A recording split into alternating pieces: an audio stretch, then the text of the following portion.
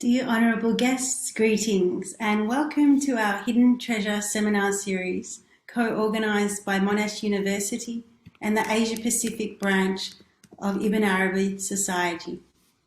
My name's Nicole, and it is my pleasure to introduce today's seminar on Ibn Arabi, one of the most influential mystics in world history.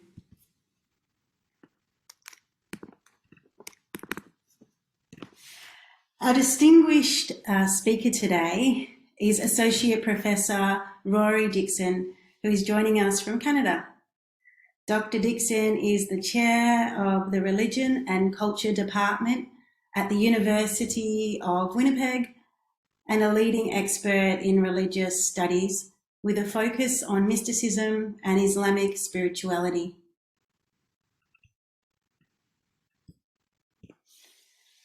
He completed a joint PhD at Wilfrid Laurier University and the University of Waterloo.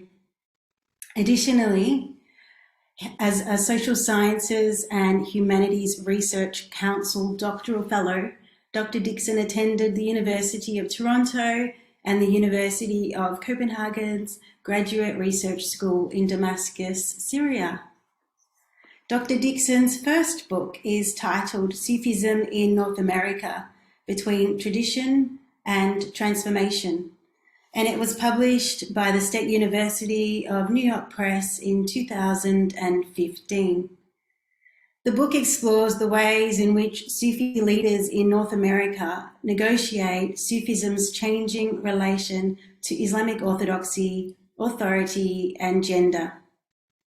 He co-authored his second book, Unveiling Sufism from Manhattan to Mecca, in 2017 with another expert scholar from Canada, Dr. Mina Sharifi Funk. Published by Equinox, the book focuses on contemporary Sufism through the lens of politics, philosophy, art, and culture, and the historical context that frames these. Dr. Dickson's third and most recent book, Contemporary Sufism, Piety, Politics and Popular Culture, was published by Routledge in 2018. The book brings to light the religious frameworks that shape the views of Sufism's friends, adversaries, admirers, detractors, and in the process helps readers better understand the diversity of contemporary Sufism, the pressures and the cultural openings to which it responds, as well as the divergent opinions about contemporary Sufism's relationship to Islam. Dr. Dickson has also published a dozen articles and book chapters on Sufism and contemporary spirituality, which you can find on his official web page. The name Ibn Arabi commonly appears in Dr. Dickson's studies, and he has been working on his fourth book, which is a modern meditation on Ibn Arabi's bezels of wisdom. His talk today, which is also inspired by a chapter of the Bezels of Wisdom, is entitled Ibn Arabi and the Wisdom of Jonah, Compassion, Remembrance, and Life After Death.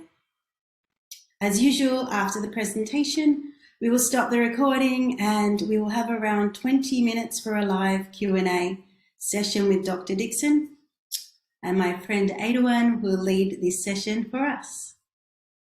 And so it is without further ado and a great pleasure to invite Dr. Rory Dickson to share his presentation with us.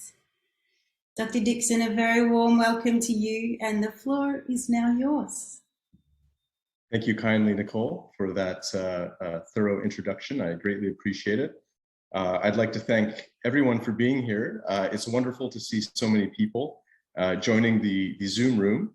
And also thank you to the organizers at Monash University and the Ibn Arabi Society for the invitation. I think it is a distinct honor considering some of the folks who've been invited to this wonderful seminar series in the past.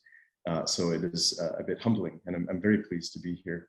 Also quite happy to share sort of an excerpt, I guess, of my latest book project on the Fusus al-Hikam, or the Bezels of Wisdom. Now, this particular book project, it actually arose out of a sort of Sufi book club that myself and some friends started in Winnipeg. A friend of mine said, are there any Sufi groups in Winnipeg? When I first moved there about 5-6 years ago, and I said, I don't think so. And she said, well, why don't we start something? And I said, well, how about a book club? And she said, okay, well, what book are we going to read first? And I said, well, let's start with the Bezels of Wisdom. Now, that's kind of a joke. And it's kind of a joke in the sense that it's sort of diving into the deepest possible end of the pool to start your Sufi book club. But it's actually been quite a joy. And over food and conversation over the past few years, we've been delving into this book. And then my former PhD supervisor and co-author, Mina Sharifi Funk, suggested, actually, when I was telling her about the Sufi book club in Winnipeg, she said, you know, you should really write a commentary, a sort of modern reflection on the Bezels of Wisdom. And I found that to be kind of an inspiring, although frankly daunting idea. But I have started the project, and I'm very pleased to share some of my thoughts on that so far. So let me just see about the slide. Maybe we should share the first slide. There we go. Perfect. Thank you. Just going to... Perfect. Yes, lecture overview. Okay. So you can see that it's a 4-part lecture. I'm going to try to be cognizant of time and stay within the 40 minutes.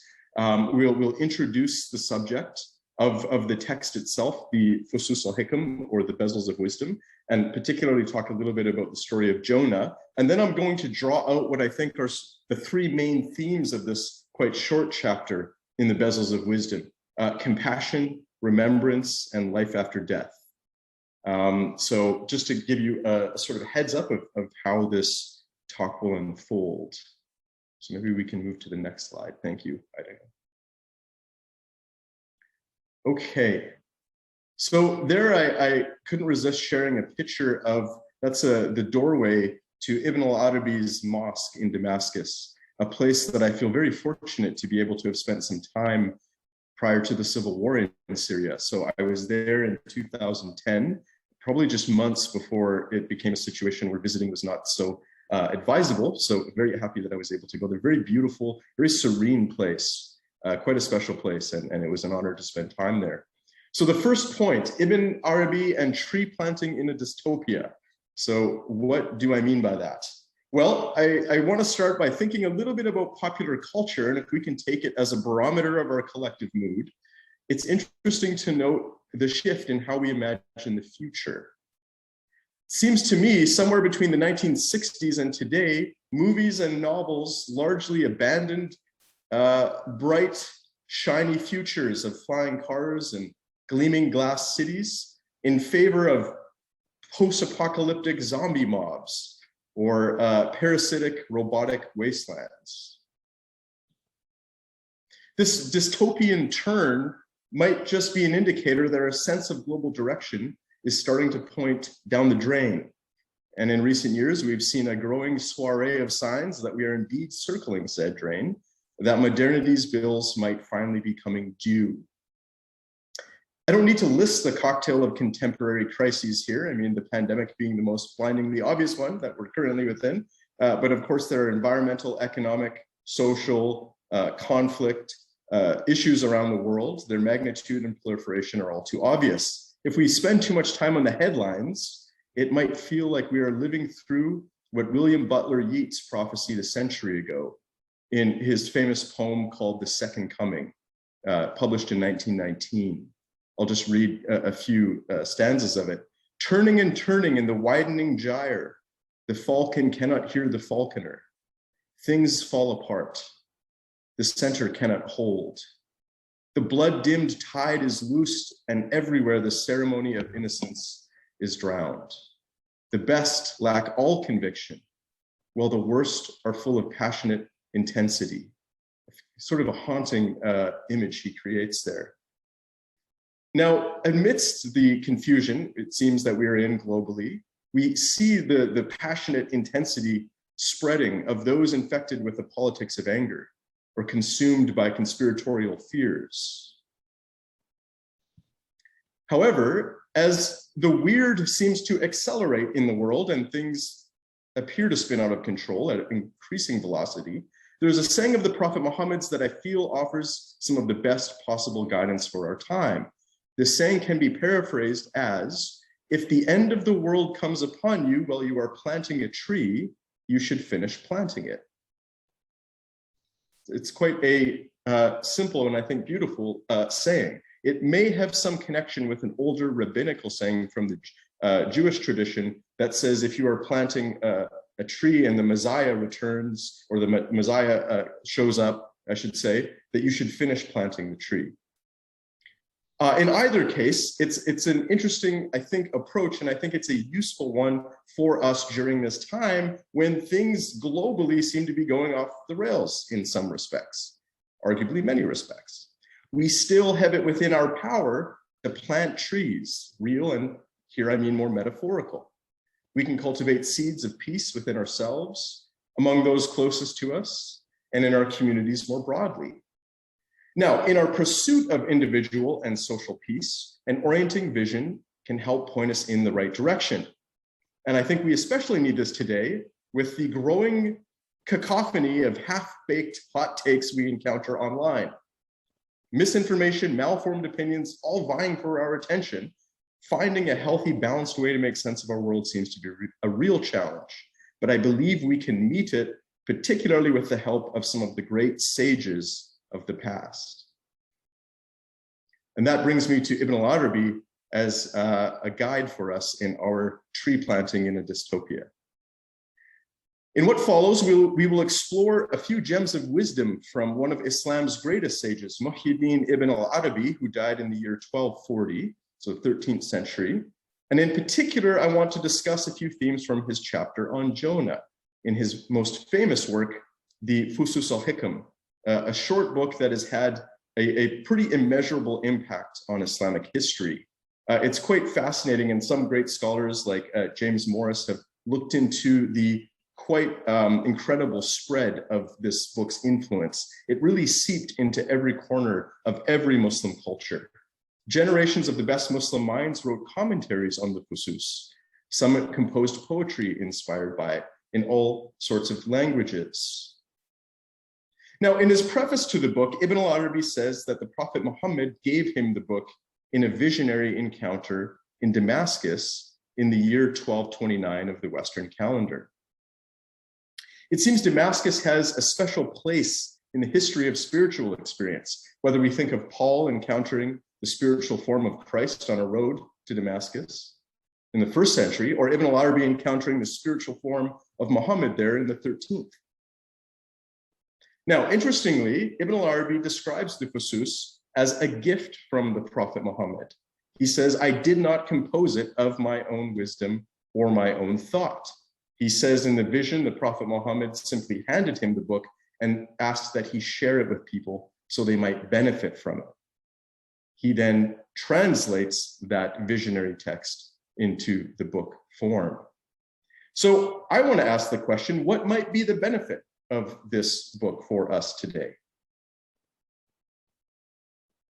Now, before we get into some of the themes and before we move to the story of Jonah, or Yunus in Arabic, I just want to just translate the title Fusus al-Hikam. It basically means, as Nicole mentioned at the beginning, bezels of wisdom. So what exactly is a bezel? To be honest, before I started studying this book, I had not heard of the term bezel. I had no idea what it was exactly. It sounded vaguely shiny, but that's about all I had. So in Arabic, a fus is the setting on a ring in which you place the jewel. It's quite a pregnant metaphor. The more you study Ibn Arabi's thought, it kind of makes more sense why he's chosen that. The setting of in a ring where you place the jewel. Now, interestingly, for him, the bezel is a metaphor for every prophet talked about in the book. And I will say, for those who aren't familiar with the book, he covers several different prophets, including Moses and Jesus and Abraham and Noah and David and Solomon, among others. So each chapter is an extrapolation of the wisdom of a particular prophet. Now, again, getting back to this idea of a fuss or a bezel, for him, each prophet's soul is a bezel that is shaped according to the wisdom it receives from God, much like the bezel would correspond to the shape of a jewel. This means that each prophet in human history has a distinct innate nature, the bezel, which allows them to receive and embody wisdom, the jewel, in a particular way. And this is one of the, I think, the beautiful qualities of Ibn Arabi's work. He says, this is how every human soul is. In a way, every human soul is a bezel that shapes their understanding in a particular way, and hence why people never really agree. For Ibn Arabi, that's okay. We have different shaped selves that receive the expressions of God, manifest as the cosmos and us, in particular ways. So that diversity of perspective is built into his thought. Okay, so let's move to the story of Jonah or Yunus. I imagine many people are only loosely familiar with Jonah as the guy who ended up in the belly of the whale. The story comes to us from a collection of 12 chapters in the Hebrew Bible, known as the Nevi'im or prophets. The book of Jonah is the fifth among them. Although the 10th chapter of the Quran is named after Jonah, Yunus in Arabic, he's only mentioned once in that chapter, where his story is summarized in the Quran's 37th chapter, As-Sifat. It's a really fascinating story. I mean, the more I dug into the story, the more I was really impressed with it. I think it's a real commentary on some fairly profound themes. To summarize his story, and I'll go through it very briefly, Jonah is called by God to go to the booming imperial city of Nineveh and call them out for their exploitation of the poor, their cruelty in war, for their idolatry and their corruption. Now, obviously, this is not going to be an easy task. It's going to be dangerous and probably just plain awkward at the very least to roll into a city and explain to everybody that they're doing everything wrong. So in a very sort of human tale, he attempts to flee. He attempts to flee from his highest calling, to flee from his highest task, to flee from God. He boards a ship to escape. Now, a great storm arises. You can't flee from God, apparently, and threatens to sink the ship. The sailors draw lots to seek the cause, and Jonah loses. He admits, okay, fine, I am the cause of the storm. I'm running away from God. That's why it's happening. He says, throw me in the sea and save yourself. I love this part of the story. The sailors are actually more compassionate in the circumstance than you might anticipate, and say, wait, let's try rolling back to shore. We don't just want to toss you into the ocean. However, they fail. They realize they're never getting back to shore in this weather. They throw him overboard. He's swallowed by the whale or the giant fish, and he spends 3 days and nights there before he repents and promises to fulfill his task. God then orders the whale to cough him up, so to speak. Now, he returns to Nineveh, proclaims his message, and it works. Perhaps surprisingly, the king and the people of the city say, you're right, and they enter into a period of repentance to stave off divine justice, and God relents and spares them. Now, fascinating commentary on human psychology. Jonah is not pleased with this turn of events, believing that God should have destroyed them, forgetting apparently that he himself needed God's mercy just earlier when he was attempting to run away from God. And God responds to Jonah's anger by saying, Jonah, think of the thousands upon thousands of people in this city, and animals too are mentioned, and the loss of life destroying it would entail. So he reminds Jonah of this preciousness of life. Now that takes us to one of these first themes here. And I'll briefly just mention this idea of breath before we get to that theme of compassion. And what I find interesting is Ibn Arabi clearly knew the biblical story. I mean, he knew the Quranic story, but he also clearly knew the biblical story. And that, I think, theme of God wanting to preserve life is a really important one that we'll look at first. So I just want to tie these themes of compassion, remembrance, and death and the life after to breath. Ibn Arabi titles his chapter on Jonah, the Hikmah Nafasiyya, the wisdom of breath.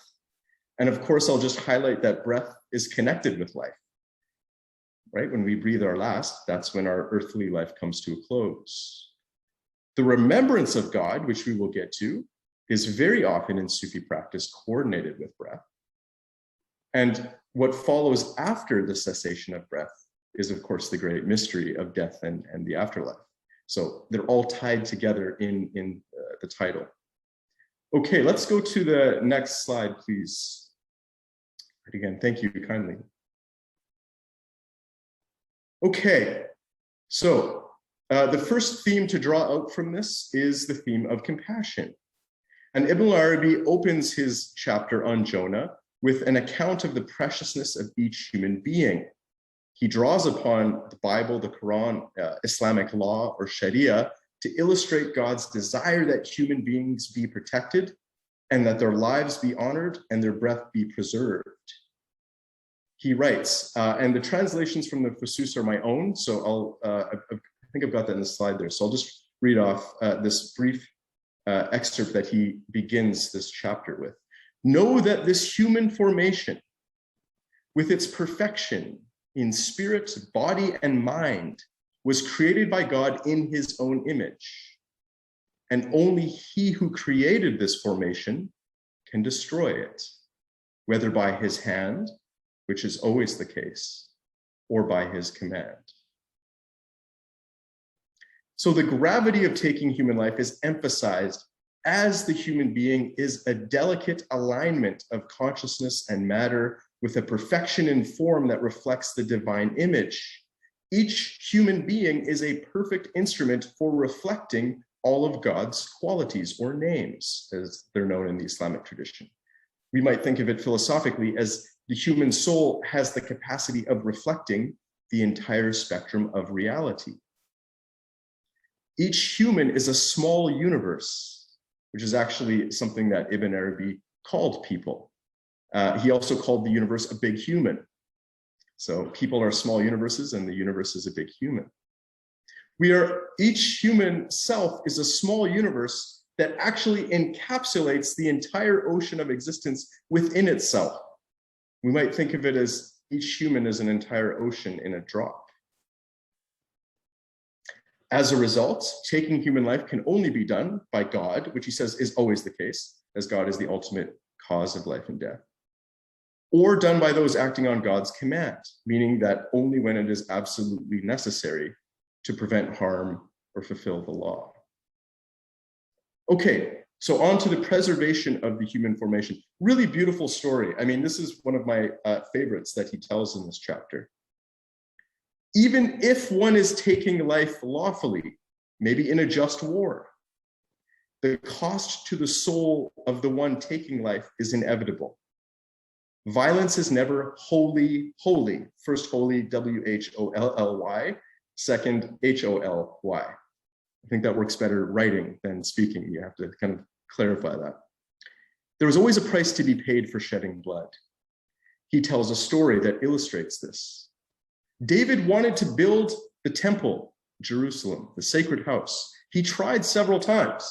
However, each time he completed the building, it was destroyed. He complained of this to God, who revealed to him, "My house shall not be built by the hands of those who have shed blood."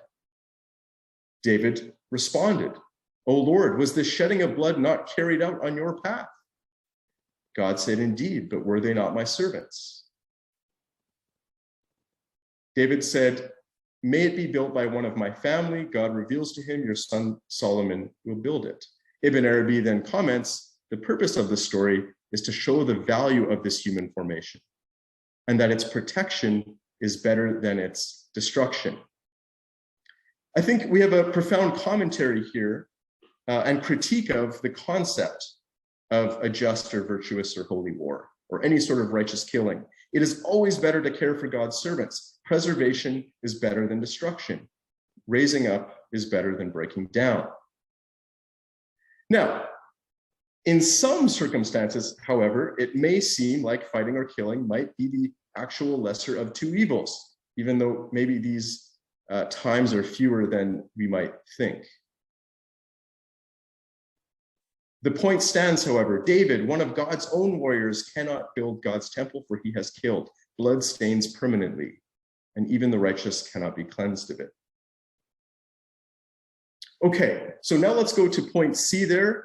We'll talk a little bit about what about those times when fighting seems to be the better of the options, when fighting seems to be the lesser of two evils. Well, that takes us to the fun topic of jihad. And I think to the organizers, I initially wanted jihad in the title, and they wisely said, I don't know if that's the right word for the title. It might draw some attention. People might join that you might give you a hard time. And I said, okay, correct. So I think that was a wise choice on their behalf, and I thank them for that.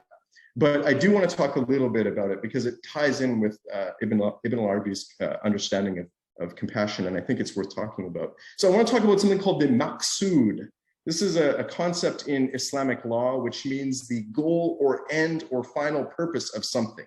And eventually, Muslim jurists conceived of Sharia law as having a set of maqasid, or goals or ends or ultimate purposes. So of course, when Ibn Arabi is emphasizing that God always prefers preserving life over taking it, he's actually also invoking the Islamic legal tradition. Preserving human life is one of the 5 ends or goals of the entirety of the Sharia, of Islamic law. Now, this also applied at the international level. Muslim jurists generally held that peace is the preferential option, but that fighting may be necessary to establish it. I heard once jihad described as picking up the sword to take the sword out of a tyrant's hand. And I think most cultures have some concept like that at times there are few other reasonable options than to engage in some sort of fighting. Now, jihad isn't a term that means fighting. I will clarify that briefly. It actually means to struggle, to strive, to exert. A similar word, jahida, means to endure hardship or difficulty. And the Quran doesn't really use it to mean fighting. It uses it to mean struggling in any sort of good cause. However, eventually Muslim jurists tended to associate it with fighting. Now, interestingly, the first verse in the Quran that gives permission for Muslims to fight, and this is in the 22nd chapter, verse 39 to 40, says permission is given to fight for those who have been attacked because they have been oppressed. And it continues to say, if God had not restrained some people by means of others, monasteries, churches, synagogues, and mosques in which God's name is mentioned would have been destroyed. So fighting is allowed in response to being attacked and oppressed, and with the express purpose of ensuring that people of various religions can pursue them without interference. So we can say the goal, the maqsood of fighting, is to counteract oppression and to facilitate the free practice of religion. Also, this will take us to the next one in a minute, this next theme of remembrance, right? To protect the remembrance of God. Okay, so just one fascinating example I'll speak to just briefly. Point D, this is Noor Inayat Khan. I think she's a great example if we're going to come up with this concept or apply it, I should say, of jihad. Then I think she would be one that exemplifies its spirit.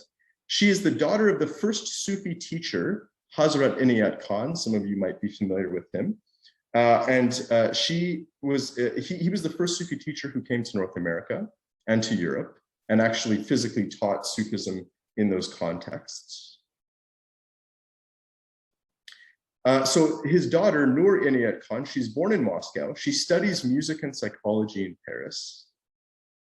She inherits her father's teachings on nonviolence. We might think of her as a sort of artsy, pacifistic, cosmopolitan kind of person, right? Not somebody who's inclined towards military endeavors. However, as the severity of Nazi aggression in Europe becomes apparent in the late 1930s and early 1940s, she and her siblings start feeling like they might be culpable, they might be morally culpable if they do not engage in some meaningful resistance against the Nazi occupation of Europe. She abandons her enviable life of comfort and creativity, moves to London in 1940 and signs up with the British Special Operations Executive. She's trained as a Special Forces radio operator and is the first female radio operator sent behind German lines in France in 1943. Her work leads to the rescue of dozens of downed military pilots, and she secures resources for the French resistance. She's eventually captured by the Gestapo. She's tortured for months and eventually sent to the Dachau concentration camp, where she's executed in 1944, with her last word being liberté, or freedom. So if fighting against tyranny is the main component of jihad, then I can't help but think that Nur Inayat Khan fits the bill here as an exemplification of that spirit. Now, Ibn Arabi certainly endorses this kind of cause, but notes that the Quran commands Muslims to accept peace if the enemy inclines to it.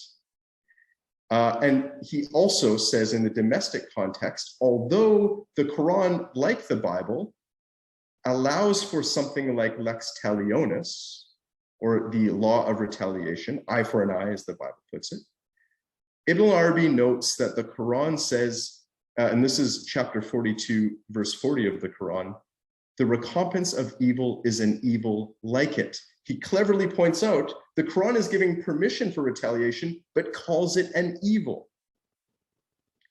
The Quran continues, whoever forgives and does good, his reward is with God. So Ibn Arabi emphasizes again, even though in some cases fighting is allowed, and I think again, Nur Inayat Khan quite beautifully represents when that fighting might be appropriate, or when retaliation is allowed and seems just, he adds that the emphasis is to forego it if possible. And he concludes by saying, when you realize that God takes care of this human creation and protects it, you yourself should care for it all the more, which will bring you happiness. That is because as long as a human being is alive, they have the opportunity to reach the perfection for which they were created. So whoever tries to destroy a person is seeking to prevent their achieving that for which they were made.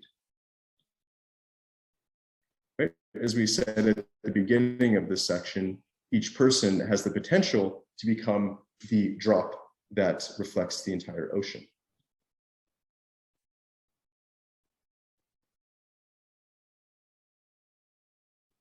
Okay, let's go to the next slide.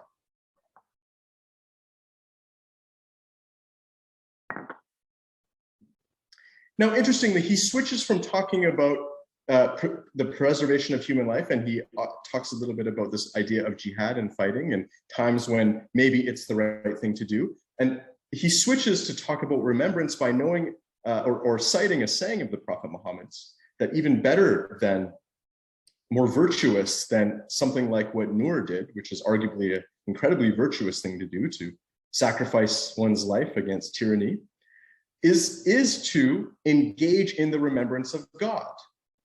In Arabic, this is known as dhikrullah. The Quran also, and Islamic teachings in general, deeply value the 5 times daily prayer, salat, but the Quran asserts that the remembrance of God is greater, right after commanding salat. There's another hadith that says that dhikrullah is greater than anything in the world. So what exactly is this remembrance of God if it is greater than sacrificing yourself in a righteous cause, if it's greater than daily worship, and it's greater than perhaps the entire world? Now, interestingly, Ibn Arabi defines it as a state of being. Dhikr, he says, is presence with the one remembered. So it's an existential state. It's a state of being present with the living reality in each moment. And for Ibn Arabi, reality is nothing but God revealing himself in new ways in each moment. So being fully present with the moment. One definition of Sufism is actually the child of the moment. the son of the moment, Ibn al-Waqt. Dhikr, remembrance, the state of being fully present, fully in the moment, fully alive, fully aware. This is exactly what jihad and salat are for, right? The Quran says that Muslims were only given permission to fight. So not just Muslims can remember God, but anybody can. It says so that monasteries and synagogues and churches can be preserved. And this is what the 5 times daily prayer is for giving people an opportunity to practice this state of awareness. We might say the whole point of Islamic teachings and practice is to create a self and society in which remembrance of our transcendent source can occur.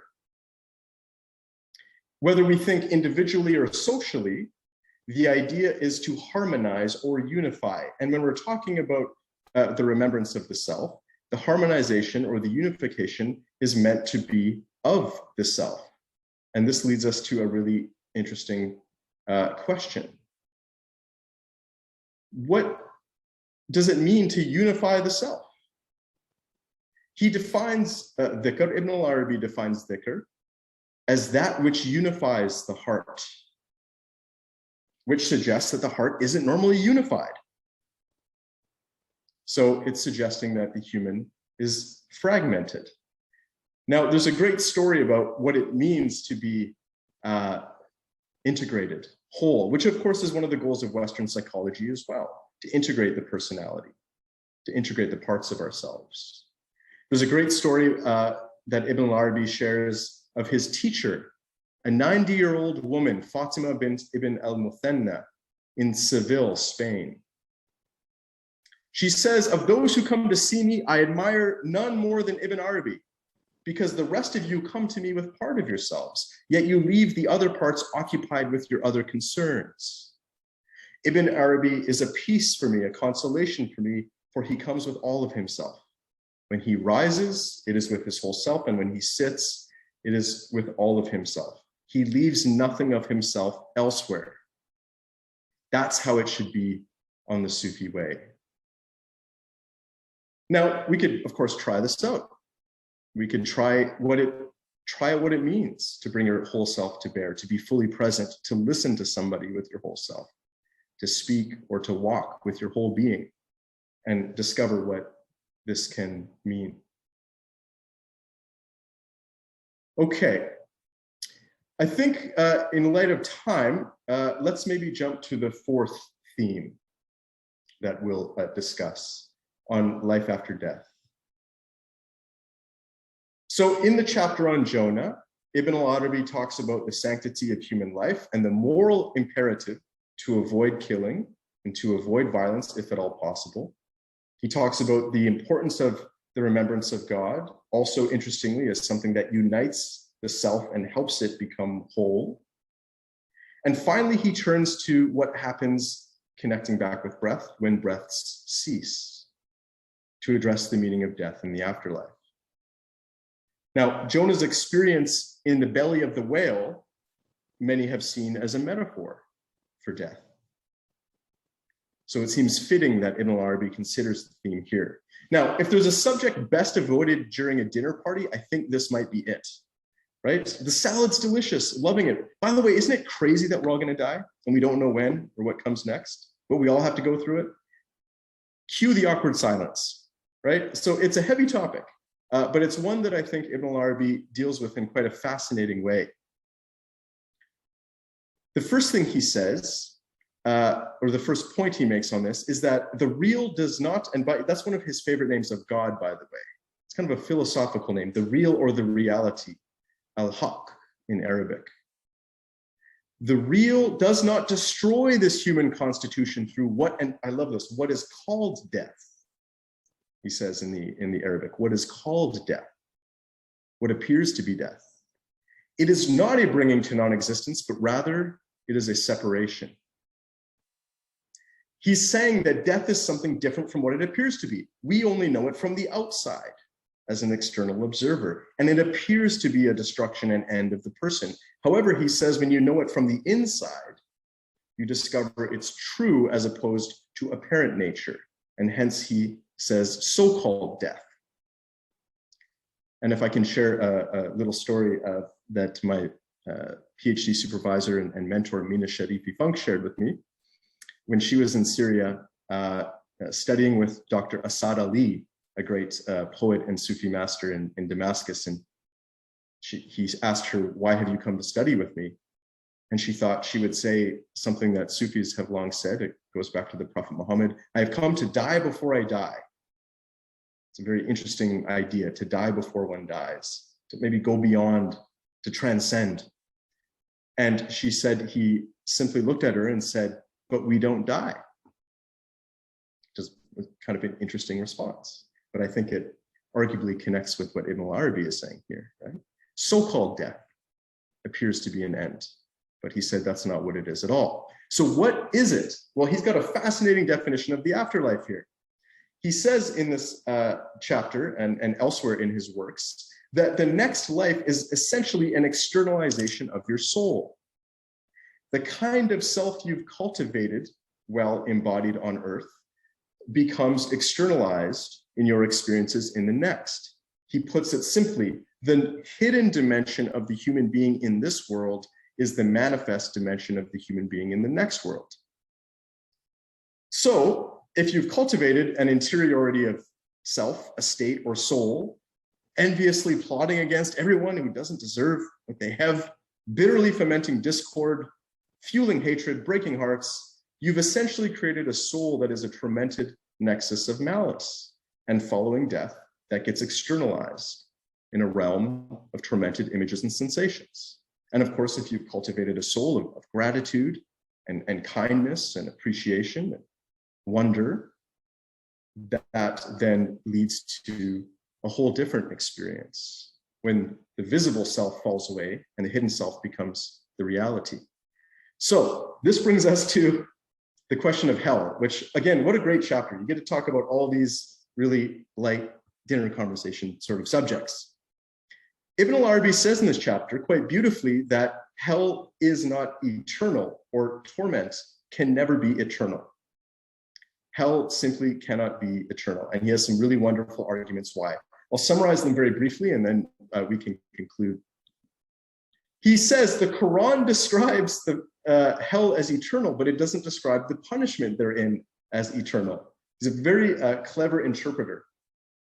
He says, one, it's against God's nature for there to be an eternal punishment. There's a well-known saying in the Islamic tradition that God's mercy is greater than his wrath.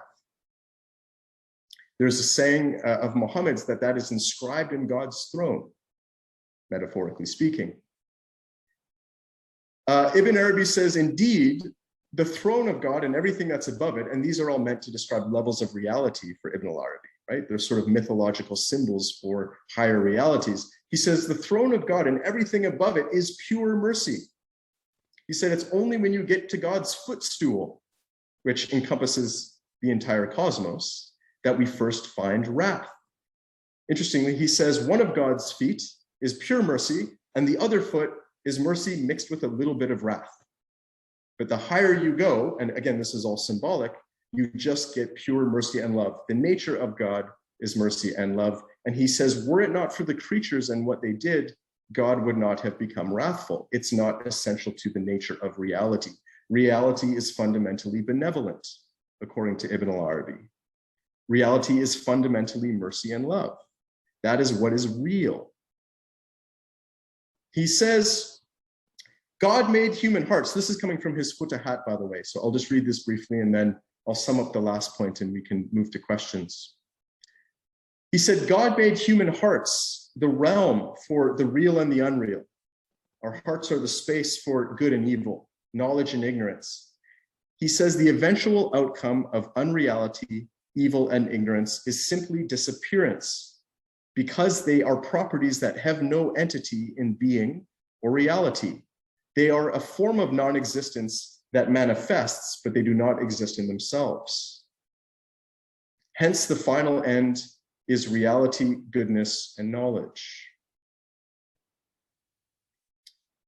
So he says, this means that at some point, hell will cease to be a place of torment, and that the people who experience that will eventually themselves experience bliss and happiness. Finally, somebody might say to him, and certainly I think some of his rival Muslim theologians and philosophers would say, well, how could somebody experience hell as a place of peace? And he said, well, there's a wonderful story in the Quran where Abraham is being thrown into the fire by his enemies. And God says, oh, Abraham, experience the fire as peace and coolness. And Abraham isn't burned by it. This is Ibn Arabi's last point in this chapter. He says, a single thing is varied according to the eyes of the observers. We can think of this, of course, in our everyday lives. What comes to me? Steak, a medium rare ribeye steak just off the grill might cause a meat eater a sort of anticipatory joy. Well, their vegan friend might experience something more like repulsion. The steak can be experienced as heavenly or hellish based on the nature of the person viewing it. That's a bit of a trite example, perhaps, but it certainly illustrates, I think, Ibn Arabi's point. We have a singularity of situation, but a diversity of experience of that situation. And for him, this is fundamental to our world and to all possible worlds. Finally, he concludes this chapter by saying, if death was a total destruction and final end of the human being, he said God wouldn't bring about the death of anyone. If death truly was an end, God would not bring about the death of anyone. Again, here emphasizing the fundamentally benevolent nature of our world. Death is a return to God and is not a loss, but rather, he says, simply a change of state. Or as Dr. Asad Ali in Damascus said, but we don't die. Thank you everyone for listening. I hope I wasn't going too fast there. I was conscientious at some point that I maybe packed in too much stuff, but thank you again to the hosts for organizing and everyone for attending. Wonderful to share some of this work. Thank you.